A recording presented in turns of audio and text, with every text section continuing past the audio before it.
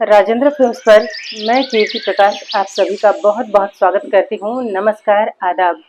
साथियों, सितारों के जहां प्रोग्राम में आज हम आपके लिए चुनकर लाए हैं एक नायाब सितारा जिसे हम सभी कहते हैं प्राण। जी हाँ, प्राण साहब अपने दमदार और उम्दा डायलॉग डिलीवरी से लोगों के दिलों की धड़कनें बढ़ा देने वाले और अपनी आवाज़ से बच्चों को डरा देने वाले प्राण साहब असल जिंदगी में बेहद नरमी भरा दिल रखते थे। पर्दे पर उनका किरदार चाहे जो भी रहा हो, लेकिन अपने नाम को वो पूरी तरह सार्थक करते थे। अपने नाम के अर्थ पर बिल्कुल खरे उतरते थे। प्राण का पूरा नाम प्राण कृष्ण सिकंद था। प्राण का जन्म 12 फरवरी 1920 को पुरानी दिल्ली के बल्ली मारान इलाके में हुआ था, एक समृद्ध पंजाबी परिवार में। और उनके पिता का नाम था लाला केवल कृष्ण सिकंद, जो एक सिविल इंजीनियर थे और साथ में सरकार के यहाँ या कह सकते हैं सरकारी ठेकेदार भी थे, जिनका काम था ज़्यादातर पुल और सड़क निर्माण करना। लोग कहते हैं कि देहरादून में जो बनी है कलसी पुल, वो उनकी ही बनाई हुई है, क्योंकि उनके पिता का काम ऐसा था कि जिस वजह से उनको जगह जगह जाना पड़ता था। और इसी कारण से क्या था कि प्राण साहब की जो शिक्षा दीक्षा थी वो अलग अलग शहरों में हुई। मेरठ, उन्नाव, रामपुर, देहरादून, इस तरह से अलग अलग जगहों से उन्होंने शिक्षा ली थी। वैसे तो प्राण साहब गणित में बहुत माहिर थे, बहुत उनकी दिलचस्पी थी। इसके बावजूद प्राण साहब का मन पढ़ाई लिखाई में बिल्कुल नहीं लगता था। लेकिन हाँ, एक बात थी, उन्होंने ये सोच लिया था कि कुछ अलग करना है, कुछ बहुत बेहतरीन करना है। और इसी सोच के तहत उन्होंने मैट्रिक पास करने के बाद पढ़ाई छोड़ दी। और बड़े होते होते ना जाने क्यों उन्हें फोटोग्राफी का गजब का शौक हो गया था, जिस वजह से पहले उन्होंने दिल्ली में और बाद में शिमला में किसी स्टूडियो में नौकरी कर ली। उसके बाद फाइनली एक स्टूडियो में उन्होंने लाहौर में अपनी नौकरी शुरुआत की। एज ए फोटोग्राफर उन्होंने अपना करियर स्टार्ट किया। जैसे जैसे प्राण साहब बड़े हो रहे थे, सिगरेट का शौक उन्हें हो गया था। वैसे सच तो ये है कि 6ठी क्लास में पढ़ते हुए ही उन्हें सिगरेट का शौक लग गया था। और वो सिर्फ सिगरेट पीते नहीं थे, बल्कि बहुत मज़े ले लेकर पीते थे। और इसी क्रम में क्या हुआ था कि सिगरेट के धुएं के छल्ला बनाना उन्होंने कहीं सीख लिया था, या कहें कि एक अलग ही अदा अपने आप क्रिएट हो गई थी। और इसी अदा ने उन्हें फिल्मों तक पहुंचाया। हुआ ये कि एक दिन प्राण साहब एक पान की दुकान पर खड़े ऐसे ही मज़े ले लेकर सिगरेट पी रहे थे, धुएं उड़ा रहे थे, छल्ले बन रहे थे। और उसी समय बाई चांस स्क्रिप्ट राइटर वली मोहम्मद वली उसी पान दुकान पर आ पहुंचे, पान खाने के लिए या सिगरेट के लिए। उन्हें एक विलन की तलाश थी उन दिनों, एक नौजवान विलन की। उनकी नजर पड़ी प्राण साहब पे। उन्हें लगा कि शायद उनकी जो खोज है वो यहाँ पूरी हो रही है। वो प्राण साहब को घूर घूर कर देखने लगे। फिर उन्होंने प्राण साहब के साथ बातचीत बढ़ाई और उन्हें कहा कि तुम आकर मुझसे मिलो। एक छोटे से कागज की चिट पर उन्होंने अपना नाम पता लिखकर प्राण साहब को दे दिया। प्राण साहब ने बोला कि मिलना क्यों है, पहले अपना नाम तो बताओ। वली साहब ने कहा वली। ये सुनते ही प्राण साहब हंसे कि 2 घूंट पी करके हर कोई अपने आप को वली समझने लगता है। और इस तरह से इस बात को हंसी में उड़ाकर प्राण साहब वहां से चले गए। वो बात आई गई हो गई, प्राण साहब के जहन से भी ये बात निकल गई। लेकिन वली मोहम्मद साहब को तो जरूरत थी, वो तो ढूंढ ही रहे थे। और उन्हें लगा था कि एक बहुत ही अच्छा लड़का मुझे मिल गया है जो इस काम को कर सकता है, यानी कि ये उसके लिए बहुत फिट रहेगा। फिर एक दिन बाई चांस वली साहब फिर से प्राण से टकराए और पूछा कि तुम मुझसे मिलने क्यों नहीं आए। इस बार वो बहुत नाराज हुए, बोला कि आखिर मिलना क्यों है आपसे मुझे। तब उन्होंने कहा फिल्म को लेकर।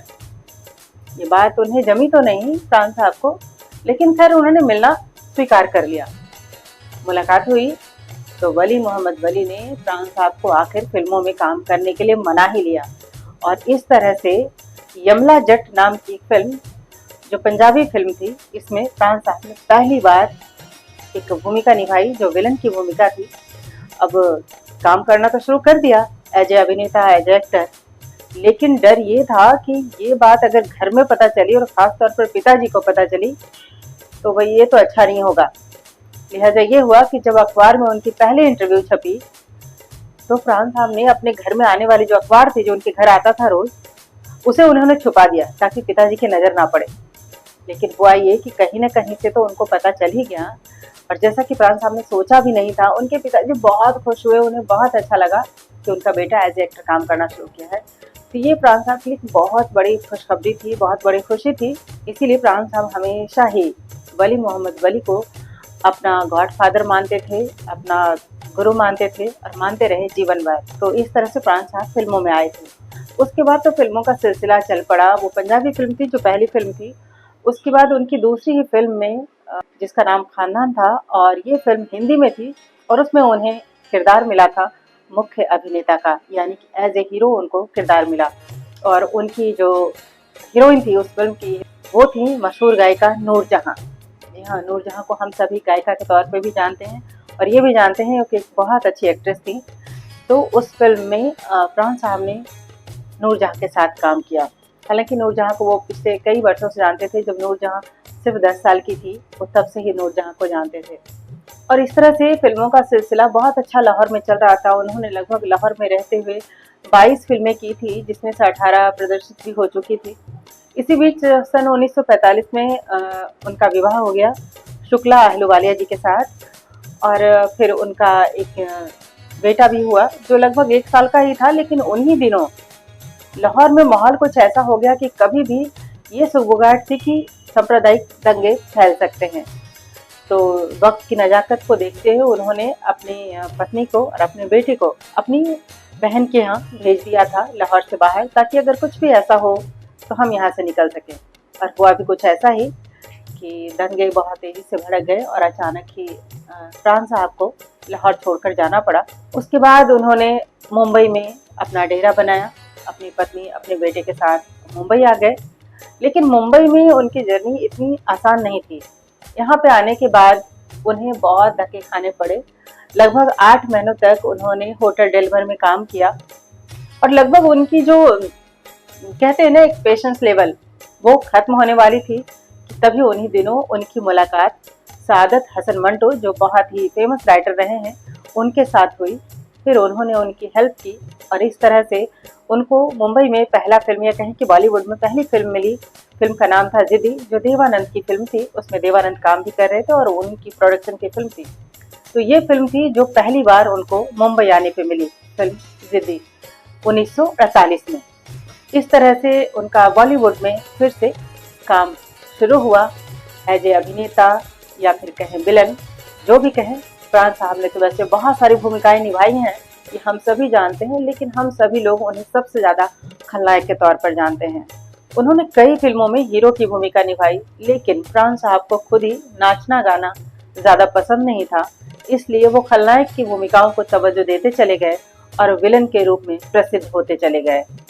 उनके नेगेटिव कैरेक्टर का ये असर था कि उन दिनों लोगों ने, माँओं ने अपने बच्चों का नाम प्राण रखना तो बिल्कुल नहीं चाहती थी, वो इससे तो ज़रूर दूर भागने लगी थी। उनके नेगेटिव किरदारों का ही असर था। यहाँ तक कि लोग उन्हें गुंडे, लफंगे, मवाली कहकर बुलाते थे। ऐसा एक बार खुद प्राण साहब ने अपने इंटरव्यू में भी बताया है। और ये वो मानते थे कि ये जो उन्हें कहा जा रहा है, यही उनकी सबसे बड़ी अवार्ड है, क्योंकि वो नेगेटिव किरदार निभा रहे हैं। और नेगेटिव किरदार को जब तक ये सब कुछ सुनने का ना मिले, तब तक वो कैसे समझा जाए कि वो अपने काम में पूरी तरह से माहिर हैं। तो इस तरह से प्राण साहब का जो सिलसिला था कैरेक्टर निभाने का, विलन बनने का, अभिनय करने का, और वो सिलसिला आगे और आगे बढ़ता ही गया। कभी फिर उन्हें पीछे मुड़कर देखना नहीं पड़ा। हालांकि बाद में उन्होंने सहायक अभिनेता यानी कि सपोर्टिंग कैरेक्टर के रूप में भी बहुत सारी फिल्में की हैं। कुल मिलाकर उनका जो अभिनय का करियर रहा अलग अलग रोल्स को लेकर, वो 1940 से जो स्टार्ट हुआ था यमला जट से, वो 2007 तक चला। हालांकि 1988 में जब उन्हें पहली बार दिल का दौरा पड़ा, उसके बाद उन्होंने फिल्में करनी थोड़ी कम कर दी थी, लेकिन फिर भी वो एक्टिव थे। उन्होंने लगभग 400 फिल्मों में काम किया, और जहां एक तरफ फिल्म राम और श्याम में उनकी भूमिका के लिए लोग उनसे घृणा करने लगे, क्योंकि उन्होंने उसमें खलनायक की भूमिका निभाई थी और वो इतनी जबरदस्त थी कि वो लोगों के घृणा का पात्र बन गए। वहीं दूसरी तरफ ईयर 1967 में जब उन्होंने फिल्म उपकार में काम किया, तो वो लोगों की श्रद्धा का भी पात्र बने, लोगों के सम्मान का भी पात्र बन गए। तो ऐसी थी वो, अपनी हर भूमिका में 100% देते थे 100% होते थे। और इसी फिल्म उपकार के लिए, जिसमें उन्होंने मंगल चाचा की भूमिका निभाई थी, इसके लिए उन्हें बेस्ट सपोर्टिंग एक्टर का अवार्ड मिला। बाद में 1970 में फिल्म आंसू बन गए फूल और 1973 में फिल्म बेईमान के लिए प्राण साहब को सर्वश्रेष्ठ सहायक अभिनेता यानी कि बेस्ट सपोर्टिंग एक्टर के लिए फिल्म फेयर अवार्ड दिया गया। इसके बाद मिले सम्मान और अवार्ड की संख्या तो सैकड़ों में है। आपको बताती हूँ कि उन्होंने खानदान 1942 में, पिलपिली साहब 1954 में और हलाकू 1956 में मुख्य अभिनेता की भूमिका निभाई थी। और उनका जो सर्वश्रेष्ठ अभिनय था वो था फिल्म मधुमती 1958 में आई थी, जिस देश में गंगा बहती है जो 1960 में आई, उपकार 1967 में, शहीद 1965 में, आंसू बन गए फूल जो 1969 में आई थी, जिसके लिए उन्हें 70 में बेस्ट सपोर्टिंग एक्टर का अवार्ड भी मिला, जॉनी मेरा नाम जो 1970 में आई, विक्टोरिया नंबर 203 ये फिल्म थी 1972 में आई थी, जंजीर जो 1973 में आई, डॉन जो आप सभी जानते हैं 1978 में आई, और बेईमान जो 1972 में आई थी, जिसके लिए उन्हें बेस्ट सपोर्टिंग एक्टर का अवार्ड भी मिला, जिसमें और भी नाम है अफसाना, मिस्टर एक्स, अधिकार, चोरी मेरा काम, राजा और राणा जैसी कई फिल्में हैं जिसके लिए उन्हें याद किया जाता है। साल 1971 से लेकर 1992 तक प्राण ने विलन के रूप में कई सारी हिट फिल्मों में अभिनय किया।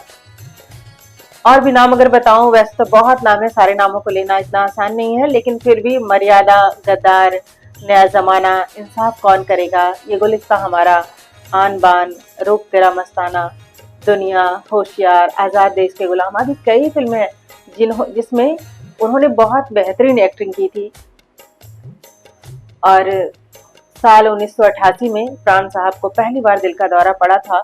उसके बाद उन्होंने अभिनय करना थोड़ा कम कर दिया था, फिल्मों से थोड़ी सी दूरी बनाने लगे थे क्योंकि सेहत साथ नहीं दे रही थी, लेकिन इसके बावजूद उन्होंने कई फिल्में और की और आखिर उन्होंने 2007 तक एक चली की है। हालांकि साल 1990 में उन्होंने 2 फिल्में की, जिनमें है तेरे मेरे सपने और मृत्युदाता।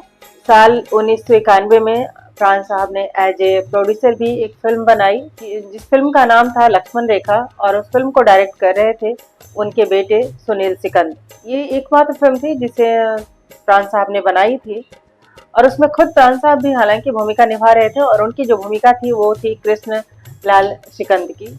अपने चाहने वालों के लिए प्राण साहब सन 2000 के बाद फिल्मों में नजर आए गेस्ट अप्रेजर्स के तौर पर, जिन फिल्मों में जो नाम है वो है मोहब्बत पहली नज़र में, सूर्यकांत, एक हिंदुस्तानी और तुम जियो हजारों साल। साल 2003 में उन्होंने फिल्म दीवाना तेरे प्यार का इसमें अभिनय किया और साल 2007 में उनकी आखिरी फिल्म थी दोष। प्राण साहब को उनके योगदान के लिए विभिन्न पुरस्कार और सम्मान दिए गए, जिनमें से कुछ खास रहे। 3 फिल्मों के नाम आपको बता चुकी हूँ, जिसमें उपकार, बेईमान और फिल्म आंसू बन गए फूल, इसके लिए उन्हें बेस्ट सपोर्टिंग एक्टर का अवार्ड तो मिला ही था। इसके अलावा 1997 में Filmfare lifetime achievement award, सन 2000 में स्टारडस्ट द्वारा villain of the millennium award, जो कि बहुत बड़ा अवार्ड एक तरह से कहें कि उनके सम्मान में बनाया गया, ये उन्हें मिला था। साल 2001 में भारत सरकार ने उन्हें फिल्मों में इस अनूठे योगदान के लिए पद्म भूषण से सम्मानित किया, जो कि एक बहुत बड़ा अवार्ड है, भारत सरकार का तीसरा सबसे बड़ा अवार्ड। इसके अलावा उनको 2010 में CNN अर्थात केबल न्यूज नेटवर्क अटलांटा द्वारा सर्वकालिक एशियाई अभिनेताओं यानी कि all time most favourite 25 actors में चुना गया। उनके व्यक्तिगत जीवन की बात करें तो उनका 1945 में उनकी शादी हो चुकी थी और उनके 3 बच्चे हैं, 2 बेटे और 1 बेटी। साथियों, ये तो थी बात फिल्म की कि फिल्म से किस कदर प्यार था, अपने कैरेक्टर से उन्हें किस कदर प्यार था, लेकिन एक बात जो शायद आप लोग नहीं जानते हैं या आप में से बहुत लोग जानते हैं, उनका खेलों के प्रति भी बहुत ज़्यादा लगाव था और इसीलिए 50 के दशक में उनकी अपनी फुटबॉल टीम डायनामॉस फुटबॉल क्लब बहुत चर्चित रहा है। प्राण साहब की जिंदा दिली और उनके संजीदा व्यवहार को लोग पसंद करते रहे हैं, आगे भी करते रहेंगे। अपनी बेहतरीन शख्सियत के कारण, अपनी बेहतरीन अदा के कारण और अपनी अनगिनत बेहतरीन फिल्मों के कारण प्राण साहब हम सभी को याद रहेंगे। अपनी अनगिनत फिल्में हमारे लिए छोड़कर 2 जुलाई 2013 को जसप्राण साहब ने इस दुनिया से विदा ले ली, लेकिन वो हम सबके दिलों में हैं और रहेंगे। साथियों, ये थी आज की कड़ी। अगली कड़ी में किसी और सितारे के साथ आपसे मुलाकात करूंगी। कीर्ति को दीजिए अनुमति। अपना ख्याल रखिएगा और खुश रहिएगा। नमस्कार।